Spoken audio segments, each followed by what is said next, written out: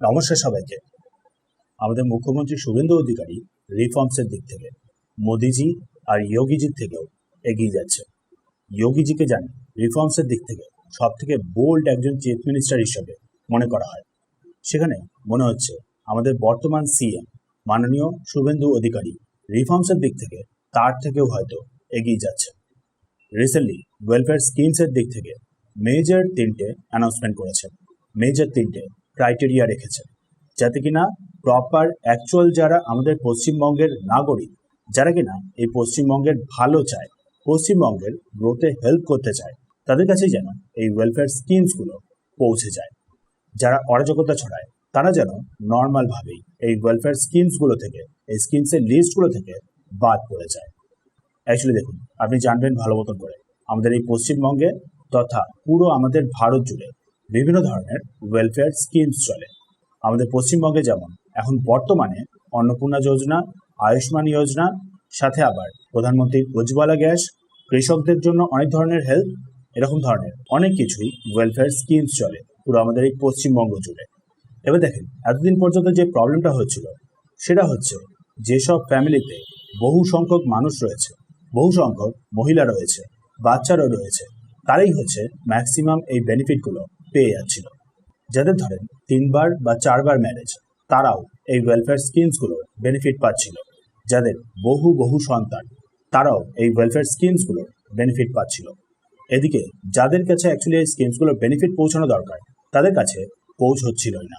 যারা actually poor, যাদের হচ্ছে সেরকমভাবে কোনো সন্তান নেই, যাদের পাশে দাঁড়ানোর মতন সেরকম কেউ নেই, তাদের কাছে প্রপার এই ওয়েলফেয়ার স্কিমসগুলো আমাদের পশ্চিমবঙ্গে পৌঁছচ্ছিল না।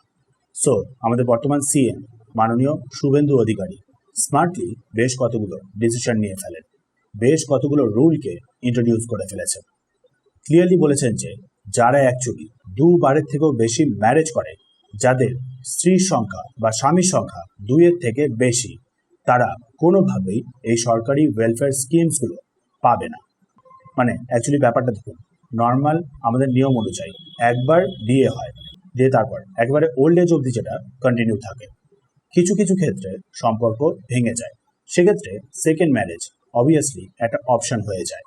বাট যারা ধরুন 3বার, 4বার, 5বার এরকম ধরনের বারবার ধরে বিয়ে করে আছে, তাদের ক্ষেত্রে কিন্তু সেটা অ্যাকচুয়ালি হ্যাবিচুয়াল ব্যাপার হয়ে দাঁড়ায়, যেটা অ্যাকচুয়ালি কিন্তু আমাদের ভারতের ডেমোগ্রাফির ক্ষেত্রে কোনোভাবেই উচিত না। ভবিষ্যতে ঠিক এই জিনিসটাই আমাদের ভারতীয়দের ক্ষেত্রে, আমাদের হিন্দুদের ক্ষেত্রে বিশাল বড় একটা প্রবলেমে পরিণত হয়ে যেতে পারে। সো তার জন্যই এই ম্যারেজের নাম্বারটাকে সীমিত করে দেওয়া, 2বার ম্যাক্সিমাম। তার থেকে বেশি যারা ম্যারেজ করবে তারা কোনো রকমের কোনো ওয়েলফেয়ার স্কিমসের বেনিফিট পাবে না। এবার দেখুন, ম্যারেজের সংখ্যাটা যেহেতু কমবে, ফলে সন্তানের সংখ্যাটাও অটোমেটিক্যালি কমে যাবে। মানে ধরুন একটা ফ্যামিলিতে 14-15 জন সন্তান কোনোভাবেই সেক্ষেত্রে আর পসিবল হবে না। যদি হয়ে থাকে তাহলে তারা ওয়েলফেয়ার স্কিমসগুলো পাবে না। অ্যাকচুয়ালি ব্যাপারটা হলো, এতজন মেম্বারের কোনো ফ্যামিলিকে হেল্প করা মানে হলো পুরো সরকারের টাকাটা বৃথা চলে যাওয়া। মানে টাকাগুলো পুরো এক জায়গায় গিয়ে পার্ক হয়ে গেল, সেগুলো অ্যাকচুয়াল কোনো নিডি মানুষদের কাজে আসলো না। আর ধরেন 4জন টোটাল ওয়াইফ, প্রত্যেককেই অন্নপূর্ণা ভাণ্ডারের মাধ্যমে 3000 টাকা করে টাকা পে করা হলো। সেক্ষেত্রে 4জনের মাধ্যমে টোটাল পুরো ফ্যামিলির আর্নিংটা হয়ে গেল 12,000 টাকা। মানে বসে বসেই 12,000 টাকা একটা ফ্যামিলি পুরো হাতে।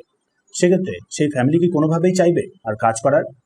এই লুপহোলটাকেই আমাদের বর্তমান সিএম পুরোপুরি এলিমিনেট করে দিচ্ছেন। দিয়ে তারপর হচ্ছে আবার ভ্যাকসিনেশনের ব্যাপারটা, মানে ভালো মতনই লক্ষ্য করেছেন, যখনই ওয়ার্ল্ডে একটা কোনো রকমের প্রবলেম তৈরি হয়, যেমন ধরেন রিসেন্টলি কোভিডের সময় হয়েছিল, দিয়ে তারপর আমাদের ভারত ভ্যাকসিনেশন শুরু করে যাতে কিনা সবাইকে সিকিওর করা যায়। সেই সময় ভালো মতনই লক্ষ্য করেছিলেন একটা পার্টিকুলার গ্রুপ কন্টিনিউয়াসলি চেষ্টা করছিল ভ্যাকসিন না নেওয়ার, বা বাকি মানুষদের ভ্যাকসিন যাতে না নেয় তার জন্য ইনফ্লুয়েন্স করার।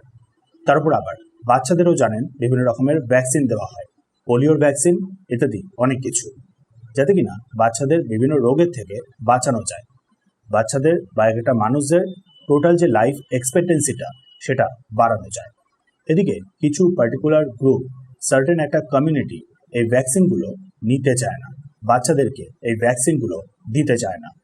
যার ফলে সেই সব শিশুদের ভবিষ্যতে হেলথের দিক থেকে বিভিন্ন রকমের কমপ্লিকেশন দেখা যায়, যেগুলোকে সহজে ট্রিট করা যায় না, খরচ আরও অনেকটা বেশি বেড়ে যায়। তারপর আবার যেসব রোগগুলো ধরেন ছড়িয়ে যাওয়ার ব্যাপার থাকে, যেমন ধরেন রিসেন্টলি কোভিডের ক্ষেত্রে হয়েছিল, সেসব ক্ষেত্রে ভ্যাকসিন যারা না নেয় তাদের মাধ্যমে কিন্তু পরে গিয়ে রোগটা ছড়ানোর সেই রিস্কটা থেকে যায়।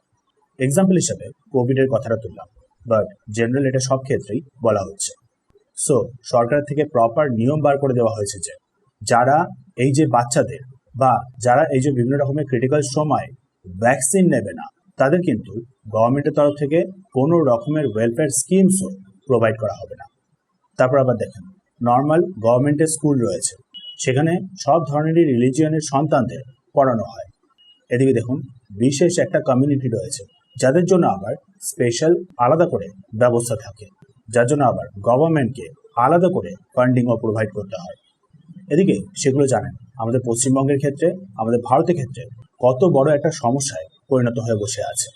সো আমাদের মাননীয় শুভেন্দু অধিকারী ক্লিয়ারলি আরও একটা নিয়ম হিসাবে বলে দিয়েছেন যে যারা অ্যাকচুয়ালি নিজেদের কোনো সন্তানদের এই যে সরকারি স্কুলগুলোতে বা সরকার দ্বারা ব্যাক কোনো স্কুলগুলোতে যদি পড়াশোনা না করায়, আর নিজেদের মতো যদি অন্য আলাদা রিলিজিয়াস ইনস্টিটিউশনে এই বাচ্চাদের পড়াশোনা করায়, তাহলে কিন্তু তাদের ফ্যামিলি কোনো রকমের এই ওয়েলফেয়ার স্কিমসগুলো পাবে না। মানে দেখুন, মেইন যে অ্যাকচুয়ালি রুটটা সেইটাকেই টার্গেট করা হচ্ছে, যার কারণে আমাদের ভারতে, আমাদের পশ্চিমবঙ্গে এই এত প্রবলেম তৈরি হচ্ছে। সেইটাকেই মেইন এখানে এই রুলটার মাধ্যমে টার্গেট করা হচ্ছে। পড়তে হলে সবার মতনই নর্মাল গভর্নমেন্ট স্কুলেই পড়তে হবে বা গভর্নমেন্ট দ্বারা ব্যাক সেসব স্কুলগুলোতেই পড়তে হবে, তবেই তারা বিভিন্ন রকমের ওয়েলফেয়ার স্কিমসগুলোকে পাবে। আসলে বুঝতেই পারছেন এই তিনটে সিম্পল নিয়মের মাধ্যমে কাদেরকে অ্যাকচুয়ালি টার্গেট করা হচ্ছে, কারা আমাদের এই পশ্চিমবঙ্গে, আমাদের পুরো ভারত জুড়ে অরাজকতা ছড়ানোর চেষ্টা করে, যাদের নিয়ে কিনা এখনো পর্যন্ত যোগীজি বা স্বয়ং মোদিজি প্রপার স্ট্রিক্ট কোনো নিয়ম বের করতে পারেননি। সেখানে দেখুন, অলরেডি আমাদের নতুন সিএম শুভেন্দু অধিকারী সেটা করে ফেলেছেন। পুরো এই ভারত জুড়ে একটা বিশাল বড় এক্সাম্পল হিসেবে সামনে চলে আসছেন আমাদের বর্তমান সিএম।